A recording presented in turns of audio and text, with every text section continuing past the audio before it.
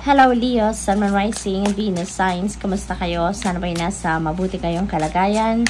Welcome back po sa Star Tarot. Kung bago kayo rito, welcome din kayo. Thank you sa inyong support.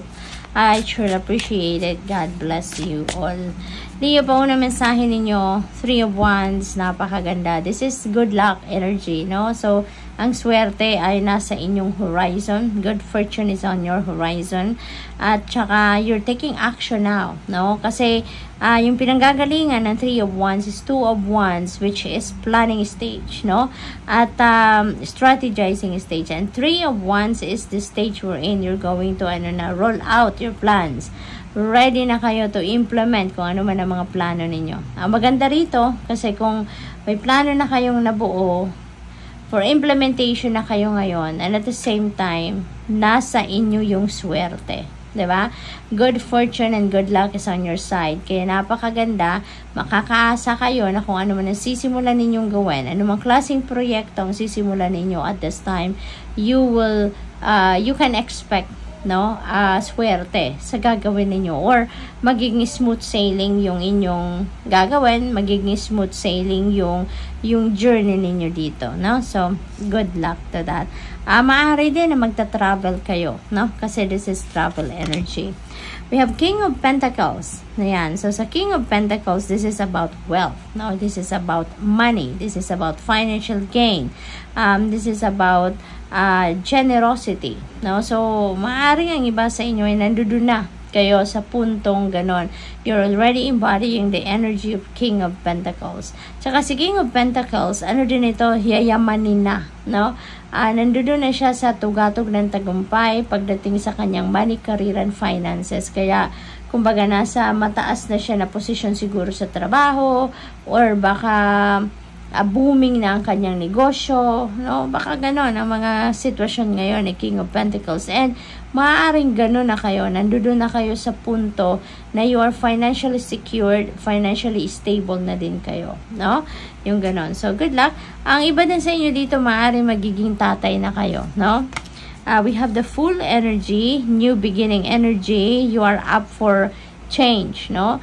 Meron ditong magte-take risk, meron ditong magte-take chances, you're taking the leap of faith dito, no? Meron kayong gagawin na bago sa buhay ninyo, you're creating a new situation sa buhay ninyo na you've never done this before. Papasukin ninyo ang sitwasyon na to, and this is totally new, no? Sa buhay ninyo, Leo. So, good luck to that. Kasi, it could be anything. Depende sa inyong sitwasyon, ano? Maaaring bagong relationship yan, bagong level ng inyong relationship, baka bagong trabaho, bagong karera, no? Bagong tahanan, bagong place of residence. It could be anything na papasukin ninyo at this time. And that is totally new and totally different from what you used to do.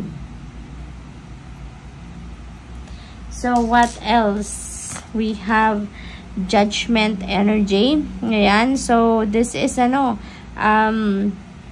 assessment, no? Ang gagawin ng iba sa inyo dito. So, maybe before you take that leap of faith, you're going to assess the situation. Titignan siguro, pag-aaralan din ninyo, no? Pag-aaralan din ninyo on how you're going to start that new endeavor. Meron kayong mga, meron kayong re-evaluation na nagagawin dito, no? So, what else for Leo? We have 4 of Pentacles. Ayan. So, this is really beautiful, no? Na meron mga parating na pera sa inyo. Kasi dito kay King of Pentacles, maaari din na para sa iba sa inyo, baka meron kayong lucrative job offer na dumating. Maaring meron kayong mga offer dito ng investment or pagkakakitaan pa, extra pagkakakitaan. Kaya maaring yun din talaga ngayon ang focus ninyo, no? Na magpalaguin talaga ang kung anong meron kayo, no? Pagdating sa inyong finances. Kasi dito sa 4 of Pentacles, parang ang focus ng karamihan sa inyo dito is saving money, no? Saving money. Kahit konti lang, pero sinisikap ninyo dito na mag-save talaga kayo. Kasi maaaring ang gusto ninyo dito ay makapag-establish na kayo ng financial security and stability ninyo for the long term, or saving money for the future, no? Yung ganon. So, laying a solid foundation, no, pagdating sa inyong finances, no, yun ang maaaring focus, isa sa mga focus ninyo at this time. You have Two of Wands. This is planning stage, no, planning stage. Tapos sa Three of Wands, implementation stage, Leo. So kung ano yung mga pinagplanuhan ninyo dito, you're ready to roll out na, no? Kung ano man ang mga yan, handang-handa na kayong i-roll out na yan. Kaya maaari din na yung mga plano ninyo sa ngayon ay talagang pasok na pasok siguro yan sa mga opportunities na meron kayo sa paligid ninyo at this time. Kaya maaring handang-handa na din kayong mag-implement, no, na kung ano man ang mga ideas and plans ninyo. Maybe you're also considering partnership, no? Maybe you're also considering collaboration sa ngayon with other people, with other business people, something like that. What else? We have Temperance energy. Dito sa Temperance energy, this is about patience. This is also about balance, yung ganon. Kaya iniimbitahan kayo dito na i-balanse or balansehin lang din ninyo ang mga ganap sa buhay, no?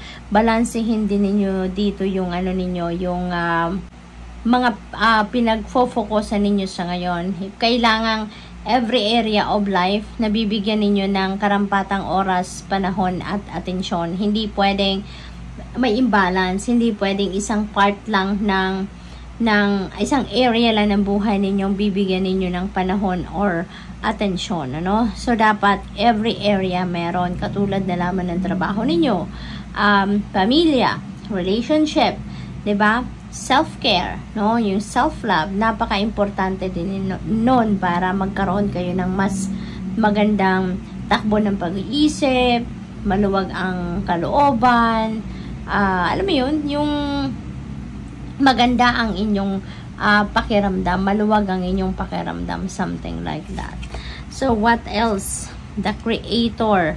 Ayan, so maaring siguro ang iba sa inyo dito before the reading or before you listen to this reading, no, baka meron kayong question, no, sa sarili ninyo, or maybe question kayo sa divine universe, sa angels ninyo, you know, maybe you're asking for clarity, you're asking for guidance, you're asking for confirmation, maaring ganon, ano. And this could be the answer to that, no? Maybe it is a no. Maaring meron kayong hinihinging confirmation or go signal na tama ba yung inisip ko, ito na ba ang tamang timing para gawin ko to, something like that. And maybe the answer is a no. Possible din na baka meron kayong conversation, transaction sa ngayon with someone at maaring kayo yung magsasabi ng no sa kung ano man ang sasabihin niya, proposal niya, or baka siyang magsasabi sa iyo ng no. Okay? So good luck. Thank you for watching. Love and light. Namaste.